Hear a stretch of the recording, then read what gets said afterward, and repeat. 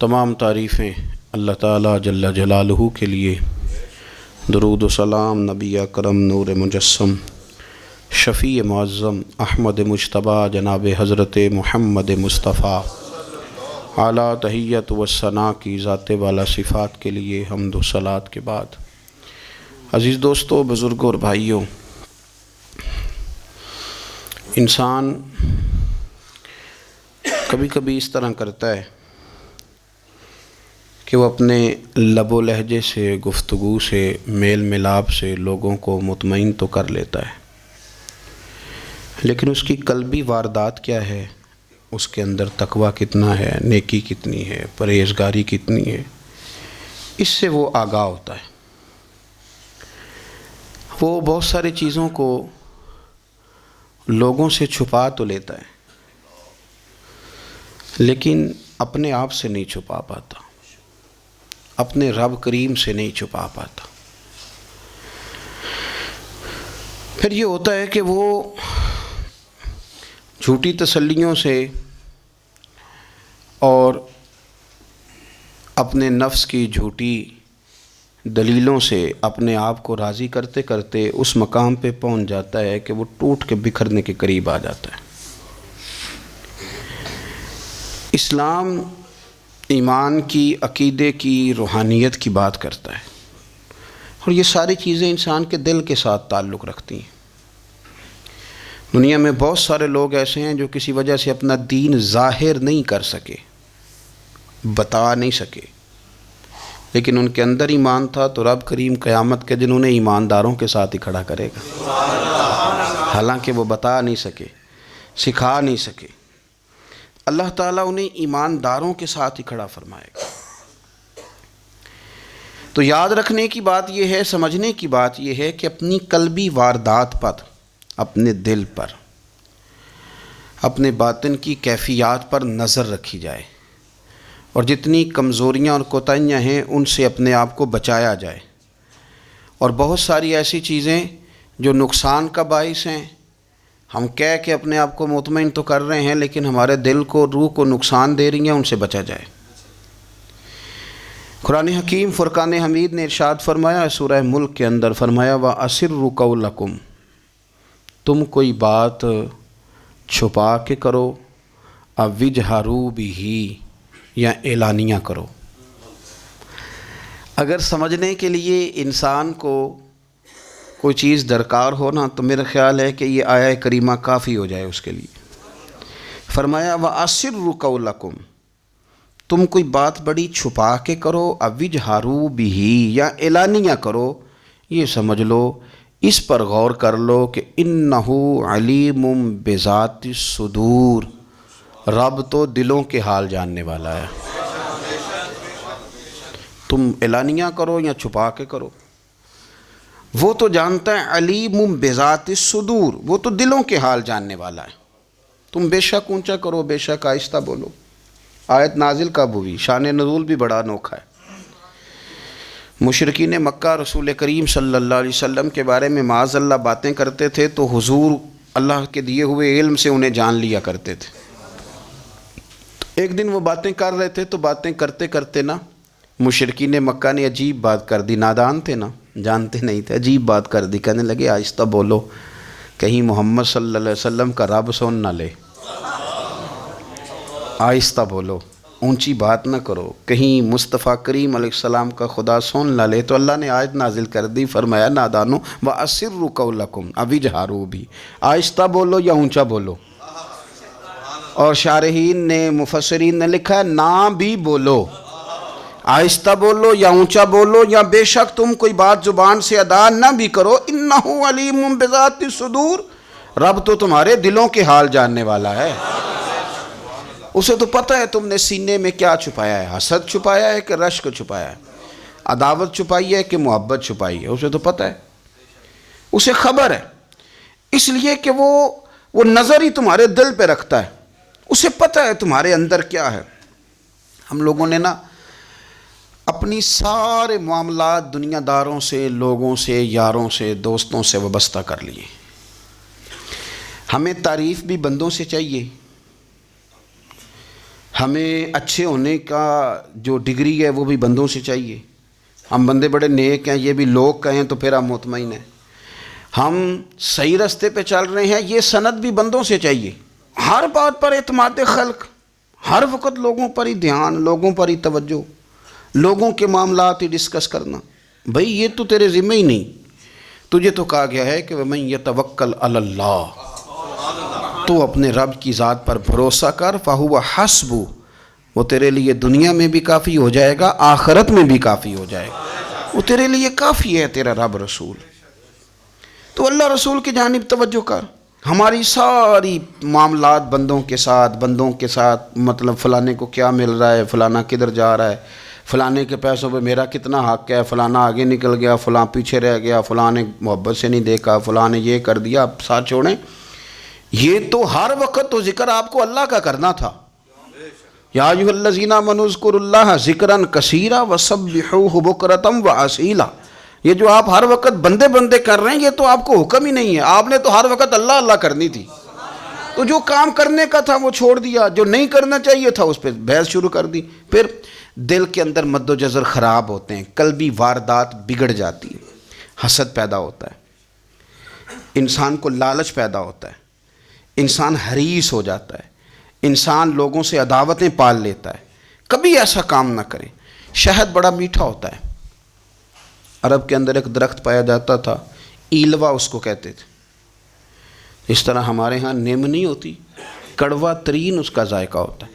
اور آپ کچھ دیر اس کو پانی میں ڈال دیں تو پانی بھی سارا کڑوا ہو جاتا ہے، چونکہ اس کے خمیر میں رب کریم نے کرواہٹ رکھی ہے اور حکمت ہے. اس کرواہٹ کا بھی اپنی جگہ فائدہ ہے. لیکن حضور سید عالم صلی اللہ علیہ وسلم نے ایک مثال بیان فرمائی، اور وہ بڑی سمجھنے کی ہے. حضور مثالیں دیتے تھے تو کمال ہو جاتی تھی. بڑے سے بڑا ان پڑھ بندہ بھی اس کی روح تک بات اتر جاتی تھی. کریم محبوب علیہ السلام فرمانے لگے کہ اگر ایلوا درخت کے کچھ ٹکڑے شہد میں ڈال دیے جائیں نا تو شہد سے زیادہ میٹھی چیز کوئی نہیں ہوتی. تو حضور فرماتے ہیں کہ وہ ایلوا کا درخت جو ہے وہ شہد کو بھی بگاڑ دیتا ہے، اس میں کرواہٹ پیدا کر دیتا ہے. حالانکہ وہ بڑا میٹھا تھا، اپنی جگہ اس کی مٹھاس میں کوئی کسی قسم کی کمی نہیں تھی، لیکن وہ ایلوا کے درخت نے اسے بگاڑ دیا. اللہ کے محبوب فرماتے ہیں جس طرح ایلوا کا درخت شہد کو تباہ کر دیتا ہے نا، اس طرح حسد آدمی کے ایمان کو تباہ کر دیتا ہے. ایمان بڑی میٹھی چیز ہے، بڑی حسین چیز ہے، لیکن جب حسد آ گیا نا، حسد ہے کیا؟ حسد بندوں سے نہیں ہوتا، یہ سمجھ لیں. حسد کا مطلب، حسد کی لغوی تعریف یہ ہے کہ یہ سمجھ لینا کہ یا اللہ اسے نہیں دینا چاہیے تھا، مجھے دینا چاہیے تھا. یہ تعریف ہے. تو حسد ہوتا کس سے؟ حسد دراصل بندے پہ نہیں کیا جاتا. حسد کا معنی یہ ہے کہ آپ اللہ کی تقسیم پر اعتراض کر رہے ہیں. آپ کا کہنا یہ ہے کہ یا اللہ یہ تقسیم ٹھیک نہیں ہوئی، معاذ اللہ یہ ادھر چلا گیا، یہ تو ادھر آنے والی چیز تھی. تو یہ آپ نے ڈائریکٹ جو مقابلہ شروع کیا، معاذ اللہ یہ تو آپ نے اللہ کی تقسیم کے ساتھ شروع کر دی. تو پھر دل میں بگاڑ آتا ہے، پھر انسان ٹوٹ پھوٹ کا شکار ہوتا ہے، پھر وہ کمزور پڑ جاتا ہے، پھر وہ ایسی باتیں کرتا ہے جو اس کے منصب کے مطابق نہیں ہوتی، کچی بات کرتا ہے، کمزور بات. اللہ بہتر جانتے ہیں کون سی چیز اس نے کہاں رکھنی ہے. رب کی حکمت پر اور اس کی دی ہوئی توفیق پر راضی رہنا ایمان کا تقاضا ہے. لیکن ہمیں تو چاہیے تقسیم اپنی مرضی کی. ادھر کیوں چلا گیا، ادھر آنا چاہیے تھا. بھئی آپ کو یہ کس نے حق دیا ہے؟ مالک نے جو چاہا، جب چاہا، جہاں چاہا اپنے فضل سے عطا فرمایا. حسد، اور پھر اس کے اگر کوئی حسد نہیں کرتا تو لالچ شروع کر دیتا ہے. وہ کہتا ہے کہ یہ جو اس کا مال ہے اس میں میرا بھی حق تھا، یہ تو مجھے ملنا چاہیے تھا. آپ یقین کریں کہ بندے بندوں سے کم پیار کرتے ہیں، جیبوں سے زیادہ پیار کرتے ہیں. اس بندے کو تو کوئی نقصان نہیں جس کے ساتھ آپ نے تعلق رکھا ہوا ہے جیب کا، لیکن آپ بڑے کمزور ہو گئے. آپ جب لالچ کر لیا، نفسانیت میں آ گئے تو آپ کمزور پڑ گئے. آپ نے مطلب کیا، آپ کا کیا خیال تھا کہ رب کی بارگاہ سے کوئی کم ملنے والا تھا جو بندوں پہ اتنی توجہ کر لی؟ حضرت بہلول دانا رحمۃ اللہ علیہ نے کیا خوبصورت انداز ہے. رب کریم کے بندوں کی باتیں اللہ کے لشکروں میں سے لشکر. کیا سوچ تھی، کیا نظریہ تھا، کیوں یہ لوگ اتنے مضبوط تھے، فکری طور پر مضبوط تھے، فکری طور پر. ہارون رشید حج کر کے واپس آ رہا ہے. حضرت بہلول دانا راستے میں بیٹھے ہیں، ملاقات ہو گئی، کہنے لگا حضور کوئی حکم ہو تو بتائیے گا۔ فرمانے لگے کوئی نہیں، تو جا اپنا کام کر۔ بادشاہ ہے، یا کسی کو کارڈ مل جائے تو وہ لوگوں کو دکھاتا پھرتا ہے، وزیر صاحب نے خود دیا ہے۔ بادشاہ وقت خود کہہ رہا حضرت کوئی حکم ہو تو؟ فرمایا نہیں، اللہ خیر کرے گا۔ تو کہنے لگا حضور میں نے سنا ہے آپ مقروض ہیں، تو بتا ہی دیتے۔ تو آپ مسکرا کے فرمانے لگے تیرا کیا خیال ہے بھلا؟ کہنے لگے حضور کس بابت؟ فرمانے لگے تیرا کیا خیال ہے کہ اللہ ہارون رشید کو دے گا اور بہلول دانا کو بھول جائے گا؟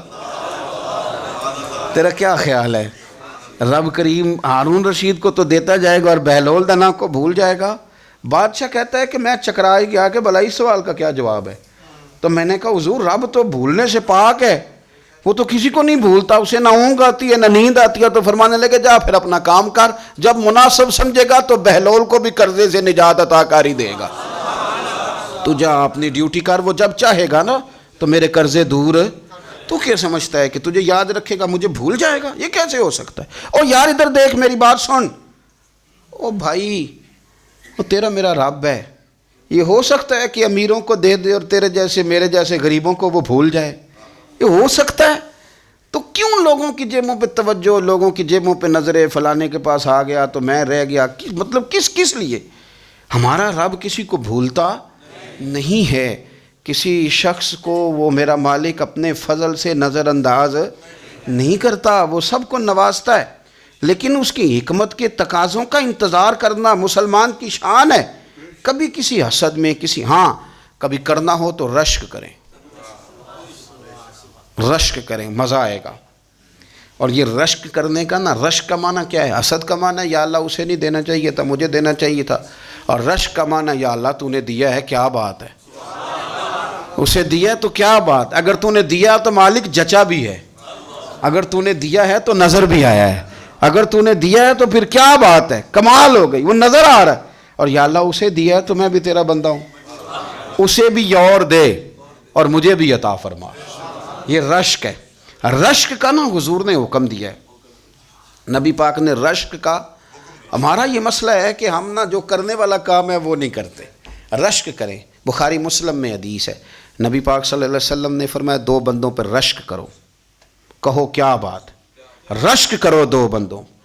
یا رسول اللہ کون کون سے؟ فرمایا ایک وہ مالدار جسے اللہ دولت دے اور وہ صبح بھی رب کے رستے میں خیرات کرے اور شام بھی رب کے رستے میں خیرات کرے، یہ قابل رشک ہے۔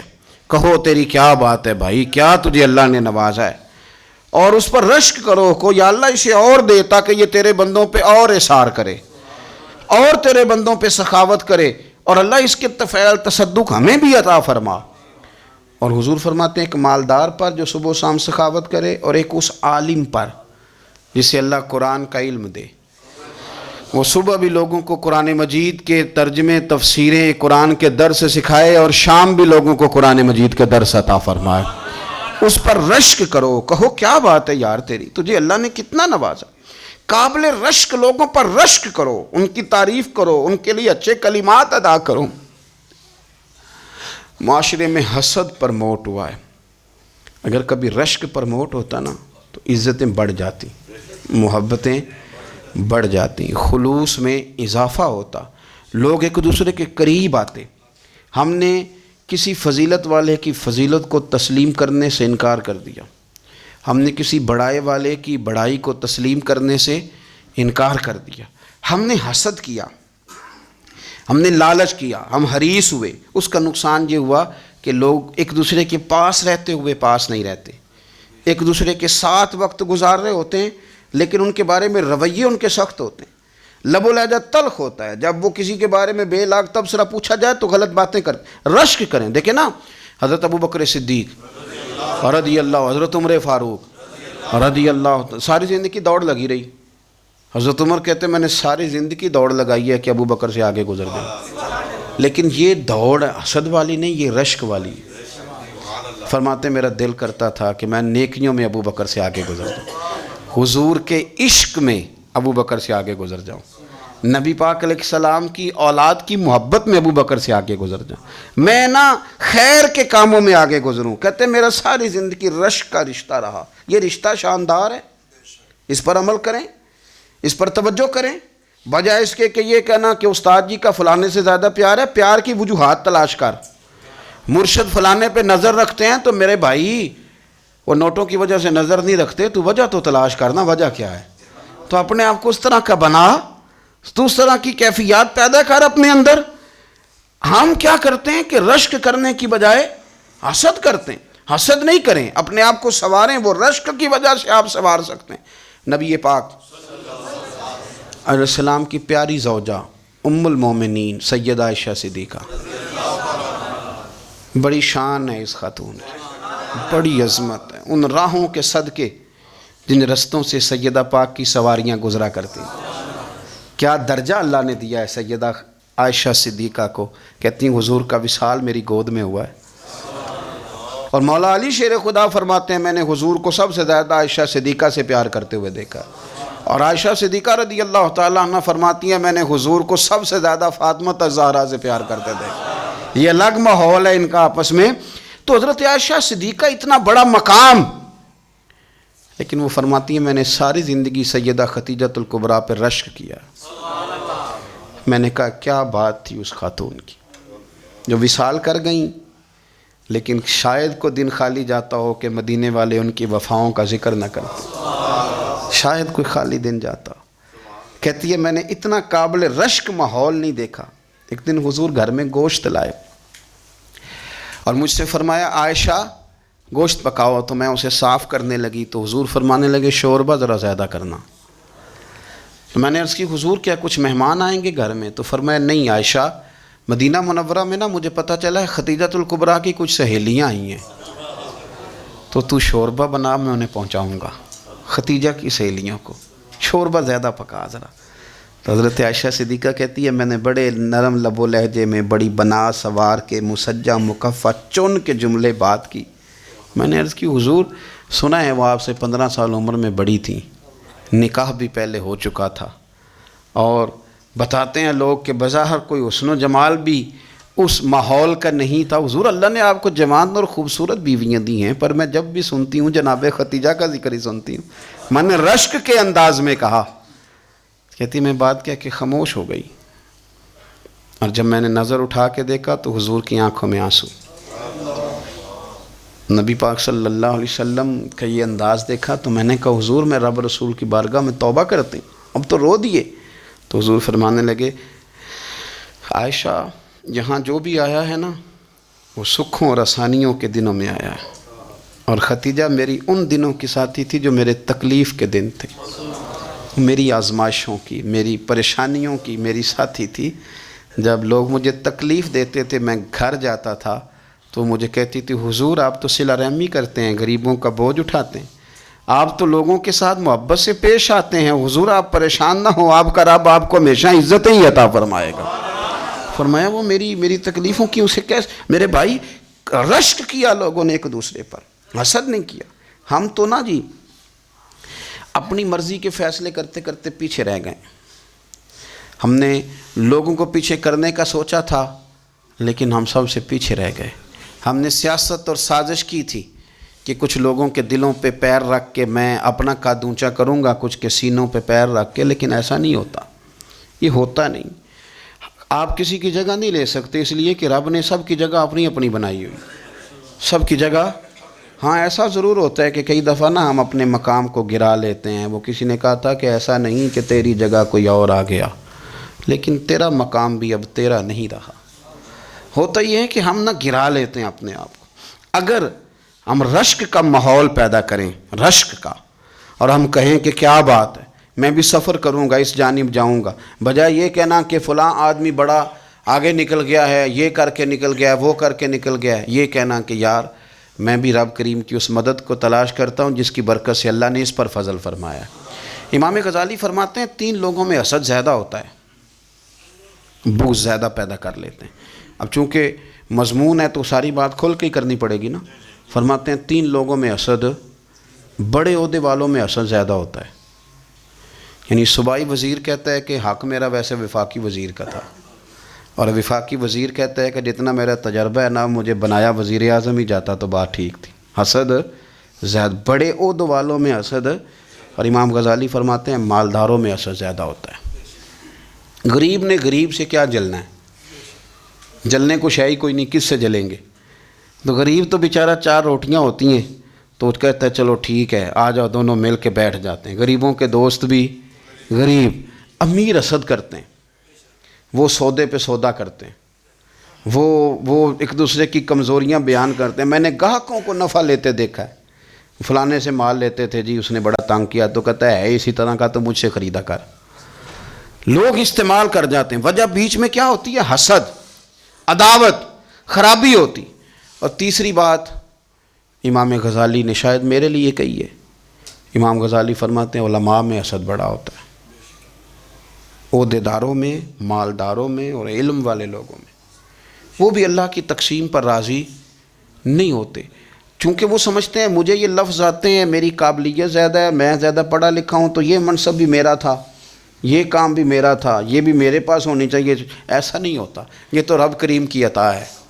میں کئی دفعہ کہہ چکا ہوں کہ کام لینے پہ آئے تو میرے جیسے بیکار آدمی سے کام لے لے، یہ اس کی عطا ہے۔ اب ہمیں کرنا کیا ہے؟ ہمیں اس کی تقسیم پر راضی رہنا ہے، اس کی تقسیم پر قربان جائیں۔ رسول پاک علیہ السلام سے صحابی نے پوچھا حضور عزت کیا ہے؟ فرمایا جو رب نے تجھے دیا اس پہ راضی ہو جا، اللہ عزت عطا کر دے گا۔ قناعت کر، جو اللہ نے تجھے دیا اس پر قناعت کر، اللہ تجھے عزت دے دے گا۔ حضور ذلت کیا ہے؟ فرمایا لوگوں سے لالچ نہ رکھنا، تو ذلیل ہو جائے گا، لالچ نہ کر۔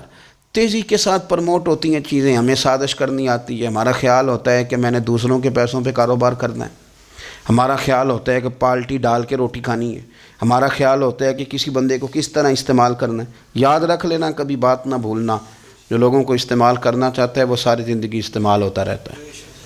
جو کسی شخص کو کسی مقام پر رسوا کرنا چاہتا ہے اپنی عزت بچا نہیں پاتا۔ جو آدمی لوگوں کو حقیر جانتا ہے اللہ اسے کبھی عزتیں عطا نہیں کرتا، وہ گڑھوں کے اندر گرتا چلا جاتا ہے۔ یاد رکھیں جو عزتیں دینی شروع کر دے رب اسے باعزت بنا دیتا ہے، جو پیار کرنا شروع کر دے معاشرے میں لوگ اس سے پیار کرنے لگ جاتے۔ جو کسی دیکھیں اگر ہم وہاں سے مانگے جہاں سے سب کو ملتا ہے تو پھر بندوں پر اتنی نظر رکھنے کی ضرورت باقی رہتی نہیں ہے۔ ادھر دیکھیں رشک کریں گے تو لالچ سے بھی بچیں گے، حسد سے بھی بچیں گے۔ بخاری مسلم میں حدیث ہے، حضرت ابو ہریرہ رضی اللہ تعالیٰ عنہ کہتے ہیں ہم حضور کی بارگاہ میں حاضر تھے تو کچھ غریب لوگ حاضر ہوئے، غربا۔ انہوں نے عرض کی یا رسول اللہ صلی اللہ علیہ وسلم ایک گزارش کرنے آئے۔ حضور نے فرمایا کہو۔ کہ یا رسول اللہ امیر تو ہم سے آگے نکل گئے۔ حضور نے فرمایا کس بات میں؟ عرض کی حضور نمازوں میں نہیں ہم گزرنے دیتے، اتنے نفل وہ پڑھتے ہیں اتنے ہم بھی پڑھ لیں گے۔ صحیح بتانا صحیح، آج کل یہ نمازوں کا مقابلہ بھی ہے کہ نفل میں نے زیادہ پڑھنے، عبادت میں نے۔ ہمارے اصحاب رحمۃ اللہ علیہ فرمایا کرتے تھے آستانوں پہ گدی نشینوں کا تو رولا ہوتا ہے، اللہ اللہ کرنے کا رولا نہیں ہوتا۔ یہ تو شور ہوتا ہے کہ سجادہ میں ہوں سجادہ، اور سب نے کوئی نہ کوئی کہانی سنائی ہوتی، کہتے نہیں ابا جی مجھے کہہ گئے تھے کان میں، دوسرا کہتا نہیں مجھے لکھ کے دے گئے تھے، تیسرا کہتا تمہیں تو پتہ ہی نہیں، تم تھے ہی نہیں، عمرے پہ تو میرے ساتھ گئے تھے، جو میرے ساتھ ان کا معاہدہ ہوا وہ خانہ کعبہ میں ہوا ہے، لہذا میرا پہلا نمبر ہے۔ سب کے پاس کوئی نہ کوئی معاملہ ہوتا ہے، یہ سارے کام کوئی ضروری نہیں۔ ضروری کیا ہے کہ وہ جو کہتے تھے کرو، جس نے سب سے زیادہ کر کے دکھایا ہے وہ زیادہ جانشین ہے، وہ زیادہ جانشین ہے جس نے زیادہ کر کے دکھایا ہے۔ معاملہ تو یہ ہے کہ اس رستے پہ کس کس نے چلنا ہے۔ لوگ تو سجادہ نشینی سے بھاگا کرتے تھے، بھاگتے تھے۔ حضرت ابو بکر صدیق رضی اللہ تعالیٰ عنہ کا وصال ظاہری ہوا تو حضرت عمر خلیفہ بنے، تیسرا دن تک خلیفہ بنے ہوئے، 2-3 چھوٹی چھوٹی بچیاں آ گئیں، چاچا جان آپ خلیفہ بنے؟ فرمایا ہاں۔ چلو پھر عصر کے بعد ابو بکر ہمارے گھر جاتے تھے۔ فرمایا پتر تمہارے گھر کیا ہے؟ کہنے لگی ہم یتیم ہیں، ہمارا بھائی کوئی نہیں۔ ابو بکر روز عصر کے بعد آتے تھے، ہماری بکریوں کا دودھ دھو کے ہمیں دے جاتے تھے، کچھ بیچ کے گزارا کر لیتی تھیں، کچھ پی لیتی تھیں۔ چچا 3 دن ہو گئے، میری اماں بھی روتی ہے، بہنیں بھی روتی ہیں، آپ چلیں گے؟ تو جناب سیدنا عمر فاروق کہتے ہیں میں نے دستار سر پہ رکھی اور پٹکا میں نے اپنے کندھے پہ رکھا، بیٹیاں آگے آگے میں پیچھے پیچھے، روتے جا رہے ہیں۔ ایک صحابی نے پوچھا عمر کیوں رو رہے ہو؟ کہنے لگے یار یہ ابو بکر کتنا مشکل رستہ دے کے گیا، کتنا مشکل رستہ ہے اس کے طریقے پہ چلنا۔ یہ لوگ تو سجادہ نشینی اتنا کٹھن کام تھا، لوگ بھاگا کرتے تھے۔ شوق آ گیا، اب رسول کریم علیہ السلام کے حضور ناز حاضر ہو کے عرض کی حضور امیر آگے گزر گئے، نمازوں میں نہیں ہم گزرنے دیتے، ہم ان سے زیادہ پڑھیں گے، نفلوں میں نہیں گزرنے دیتے، زیادہ پڑھیں گے۔ یا رسول اللہ صلی اللہ تعالی علیہ وسلم، ہم انہیں نا تلاوت قرآن پاک میں نہیں آگے گزرنے دیں گے، وہ ہم زیادہ پڑھیں گے، لیکن حضور وہ مالدار ہیں، غلام آزاد کرتے ہیں، صدقات کرتے ہیں، خیرات، اس کا ہم کیا کریں؟ حضرت سیدنا ابو ہریرہ فرماتے ہیں کہ جواب تو حضور نے بعد میں دینا تھا، پر جب ان کا سوال ختم ہوا تو میں نے حضور کا چہرہ نور دیکھا تو رسول پاک کا چہرہ خوشی سے کھلتا ہوا مجھے نظر آیا۔ گویا یہ جو رشک ہے نا کہ نیکی میں آگے گزرنا، یہ حضور کو اتنا پسند آیا کہ ان کے سوال سے ہی حضور بڑے راضی ہوئے۔ کریم فرمانے لگے، حضور فرمانے لگے میں تمہیں ایک وظیفہ بتاتا ہوں، تم وہ پڑھو، امیر جتنی بھی نیکیاں کریں گے نا اللہ تمہیں ان کے برابر ثواب دے دے گا۔ لے لو نسخہ، یہ کرو کام۔ یا رسول اللہ بتائیں، فرمایا رات کو نا 33 بار سبحان اللہ پڑھا کرو، 33 بار الحمدللہ پڑھا کرو، 34 بار اللہ اکبر پڑھا کرو۔ اب جتنی بھی نیکیاں امیر کریں گے نا تمہارے وظیفے کی برکت سے اللہ تمہیں ان کے برابر ثواب عطا کر دے۔ اب جناب ابو ہریرہ کہتے میں نے ان کے چہرے دیکھے تو مجھے یوں محسوس ہوا کہ جس طرح کسی بندے کی کھوئی ہوئی رقم مل جائے تو وہ راضی نہیں ہوتا۔ کھوئی ہوئی رقم مل جائے تو بڑا جیسے کوئی اس کے ہاتھ، چلیں اپنا ترجمہ کر لیتے ہیں، کمیٹی نکلنے پہ نہیں بندہ بڑا راضی ہوتا کہ 11 مہینے سے دے رہا تھا، 10 مہینے سے چلو نکل ہی آئی ہے، شکر ہے اللہ کا، بڑا خوش ہوتا ہے بندہ، بڑا راضی ہوتا ہے۔ اس طرح ان لوگوں کے چہرے کھل اٹھے، کیا بات ہے حضور، بس اب نہیں ہم گزرنے دیتے۔ گھر چلے گئے، وظیفے پڑھنے لگے۔ کچھ دنوں کے بعد ان میں سے کچھ لوگ واپس آئے۔ حضرت ابو ہریرہ کہتے ہیں مجھے چونکہ وہ پرانی بات یاد تھی تو میں دلچسپی سے ان کا آنا جانا دیکھنے لگا۔ وہ کریم کی بارگاہ میں آ کے بیٹھے تو ان میں سے ایک شخص بڑی پریشانی کے ساتھ کہنے لگا حضور بڑی پریشانی لگ گئی۔ فرمایا کیا ہوا؟ عرض کی یا رسول اللہ صلی اللہ علیہ وسلم وہ جو آپ نے وظیفہ بتایا تھا نا، میرے کچھ پڑوسی امیر ہیں وہ تو انہوں نے بھی سن لیا ہے حضور، رات میں نے سنا ہے وہ مالدار بندہ ہے، صدقے خیرات بھی بڑے کرتا ہے، غلام بھی بڑے آزاد کرتا ہے، پر وہ بھی سوتے وقت 33 بار سبحان اللہ پڑھ رہا تھا، وہ تو اس نے بھی سن لیا حضور، وہ بات یہاں سے نکلی ہے، جانے کہاں کہاں پہنچ گیا، تو وہ بھی پڑھ رہا تھا حضور اب کیا بنے گا؟ تو کہتے ہیں اس کے سوال پر بھی میرے حضور بڑے ہی مسکرائے، باقاعدہ دہک ہو گیا حضور کے، دہک ہو گیا، سرکار کھول کے نہیں مسکراتے تھے، لیکن آج حضور اتنا مسکرائے کہ میں نے حضور کے مقدس دانتوں کی زیارت کر لی، دہک ہو گیا باقاعدہ حضور کا۔ حضور فرمانے لگے انہوں نے بھی سن لیا حضور، اور سن کے پڑھنا بھی شروع کر۔ اب بات کو سمجھیں کہ کسی امیر نے یہ نہیں کہا کہ یہ تو غریب کے لیے وظیفہ تھا، میں کہتا ہوں اللہ اللہ کا مزاج ہی نہیں، مزاج یہ ہے کہ سیاست کیسے کرنی ہے، چکر کیسے چلانا ہے، کوئی کہانی کیسے سنانی ہے، ادھر ان کو ملا، حالانکہ بات تو غریبوں سے ہو رہی تھی، حضور وہ تو انہوں نے بھی پڑھنا شروع کر دیا۔ اب ہم کیا کریں؟ تو رسول کریم نے فرمایا وہ بھی پڑھ رہے ہیں، حضور پڑھ رہے ہیں، تو فرمایا ذالک فضل اللہ یؤتیہ من یشاء، بھائی پھر یہ تو اللہ کا فضل ہے نا، وہ جسے چاہے عطا کرے۔ اب یہ حضور نے کہہ دیا تو حضرت ابو ہریرہ کہتے ہیں میں نے پلٹ کر ان لوگوں کے چہرے دیکھے، قربان جائیں، میں نے پھر ان کے چہروں پر اطمینان دیکھا، میں نے سکون دیکھا، اس لیے کہ وہ سمجھ گئے جب رب فضل کرے تو پھر فضل کے معاملے میں اللہ کے بندے بحث نہیں کیا کرتے، وہ مطمئن ہو کے گئے، کہنے لگے حضور پھر ٹھیک ہے، اگر مالک اس طرح تقسیم کر رہا ہے تو پھر ہم راضی ہیں اپنے رب کریم کی رضا پہ۔ اپنی زندگی جب آپ بڑی محبت سے قرب و جوار سے تشریف لاتے ہیں، میں قرآن و سنت کے بہت سارے عنوانات دیکھ کے آپ کی خدمت میں ایک بات عرض کروں، اپنی ساری توجہ اپنے رب رسول کی جانب مائل کریں۔ جتنا آپ دائیں بائیں دیکھیں گے نا اتنا گاڑی کے ٹکرانے کا خطرہ بڑھ جائے گا، وسوسے زیادہ آئیں گے، الجھ جائیں گے۔ اتنا زیادہ دائیں بائیں نہ دیکھیں، یہ کیا کر رہا ہے، فلانا کیا کر رہا ہے، فلانے کا یہ معاملہ کس طرح کا تھا، نہ نہ نہ، آپ توجہ اللہ کی جانب رکھیں۔ دیکھیں میرا اور میرے رب کا معاملہ ٹھیک چل رہا ہے، اللہ رسول کے ساتھ میرے معاملات ٹھیک ہیں، یہاں تو آپ کسی کی اصلاح کریں گے، دعوت دیں گے یا دعا کریں گے، تنقید کی تو ویسے دین میں اجازت نہیں ہے، آپ نے یہاں کسی کی اصلاح کرنی اور وہ درد کے ساتھ کرنی، اور یہاں کسی کے لیے دعا کرنی ہے کہ یا اللہ اس بندے پہ رحم فرما، اسے بدل دے۔ تنقید کی اور طنز کی تو اجازت اپنا معاملہ رب کریم کے ساتھ، ہماری سوچیں کس طرح کی ہیں، ہمارے اندر ماحول کس طرح کا ہے، وہ چونکہ دلوں کے حال جانتا ہے، اور نبی پاک صلی اللہ علیہ وسلم نے فرمایا نہ تمہاری جیبیں دیکھتا ہے نہ تمہارے چہرے دیکھتا ہے، وہ تو جب دیکھتا ہے تمہارا دل دیکھتا ہے۔ اس کی کیفیت کیا ہے؟ حضرت انس بن مالک رضی اللہ تعالیٰ عنہ فرماتے ہیں، اس حدیث کو یاد رکھیے گا، حافظ منذری نے ترغیب و ترہیب میں لکھی ہے، فرماتے ہیں کہ حضرت انس بن مالک رضی اللہ تعالیٰ عنہ فرمانے لگے کہ ایک حضور کے ایک غلام، ایک صحابی بیمار تھے، تو حضور نے فرمایا انس چلو تیمارداری کرتے ہیں۔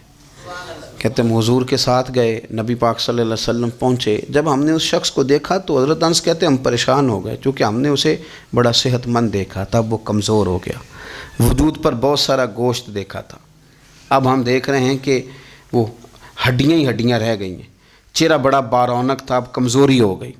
رسول کریم تشریف لے گئے اور حضور اس کی چارپائی کے سرہانے بیٹھے، اور جب حضور نے اپنا دست مبارک اس کے بالوں میں رکھا اور نبی پاک نے دست شفقت پھیرا تو کہتے ہیں اس شخص نے آنکھیں کھولی اور حضور کا چہرہ دیکھا تو اس کی خوشی کی کوئی انتہا نہ رہی، بڑا راضی ہوا، بڑا راضی، اور حضور نے اس کے لیے دعا کی، اس دعا پر بھی اسے بڑا اطمینان قلبی نصیب ہوا۔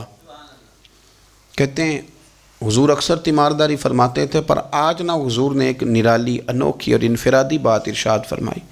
حضور نے فرمایا تو بڑا صحت مند تھا، کمزور ہو گیا، بڑا طاقتور تھا تو ضعیف ہو گیا، ایک سوال کا جواب تو دے۔ یا رسول اللہ فرمائیے۔ تو حضور فرمانے لگے اس حالت میں جب تو شدید بیمار اور تکلیف میں، یہ بتا کہ اس وقت تیرا اپنے رب کے بارے میں گمان کیا ہے؟